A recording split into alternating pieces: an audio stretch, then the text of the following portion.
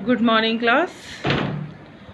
हमने महाभारत की कथा का थोड़ा सा इंट्रोडक्शन पढ़ा था अभी तक। अब एक फर्स्ट चैप्टर जो आपके किताब का पहला हिस्सा है, पार्ट है, जो अब यहाँ से आपके सारे करेक्टर्स और मेन महाभारत अब यहाँ से शुरू हो रही है। तो पहला है देवव्रत। देवव्रत कौन थे और ये किसके पुत्र थे, ये कैसे इनका जन्म हुआ, ये थोड़ी सी मैं स्टोरी आपको बताऊंगी। और बाकी आपके पास बुक होगी, सो प्लीज़ आप लोग उसको एक बार पढ़ लीजिएगा।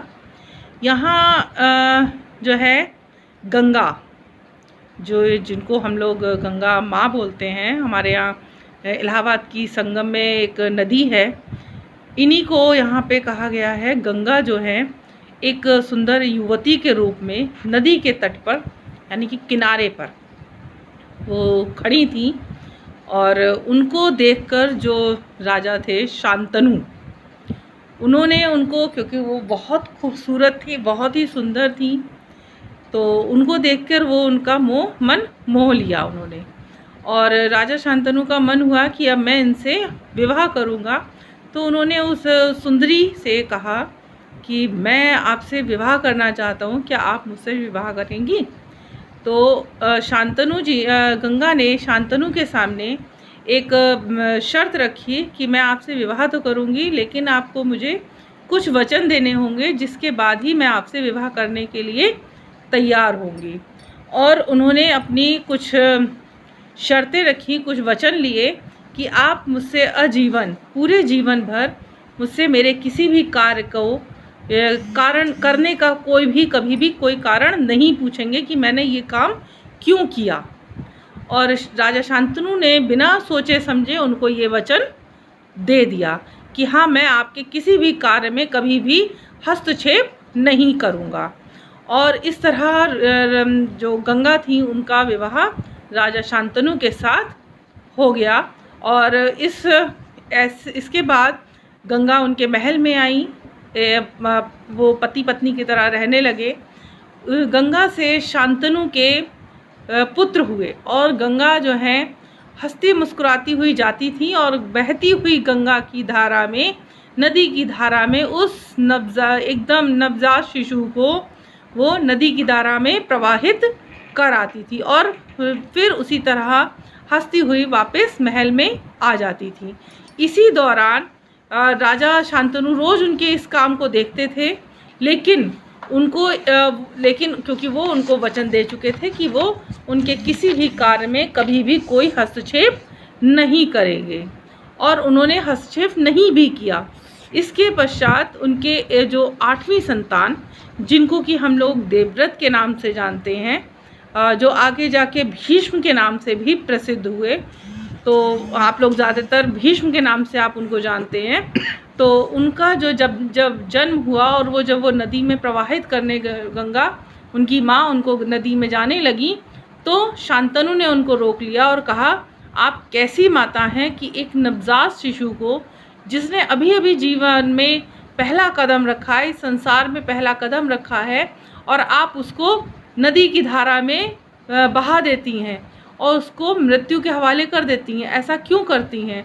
तो गंगा जो है मन ही मन थोड़ा सा मुस्कुराई, और फिर शांतनु जी से बोली कि महाराज, आपने मुझे वचन दिया था कि आप मेरे किसी भी कार्य में कभी भी कोई भी हस्तक्षेप नहीं करेंगे, और आप मुझसे आज क्यों ये सवाल पूछ रहे हैं?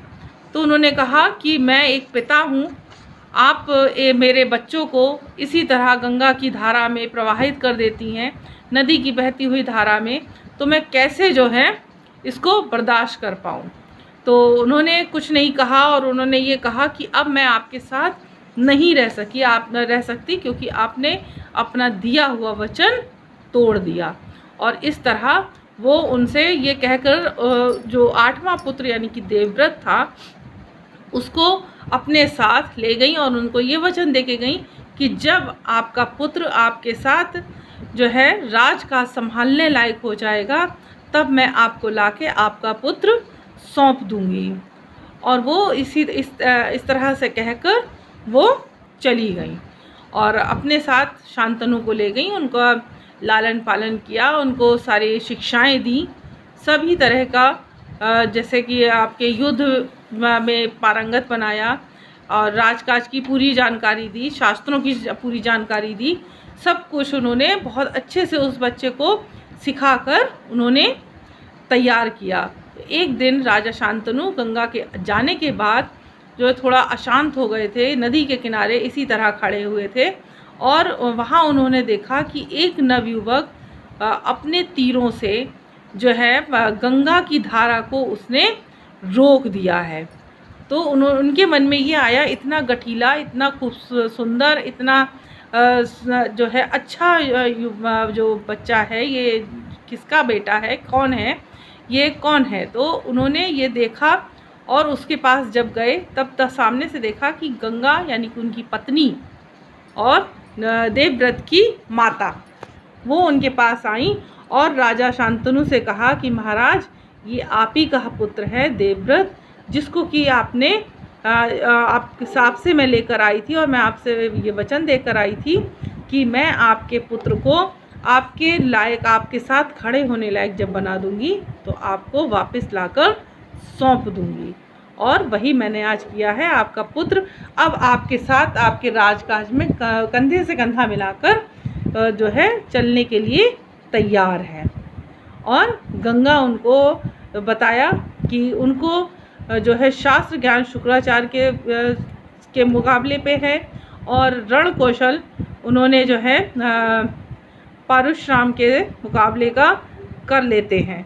तो वो राजनीति के बहुत ही अच्छे ज्ञाता थे, वो शास्त्रों के बहुत अच्छे ज्ञाता थे, वो रण कौशल यानी कि युद्ध क्षेत्र के भी बहुत अच्छे ज्ञाता थे।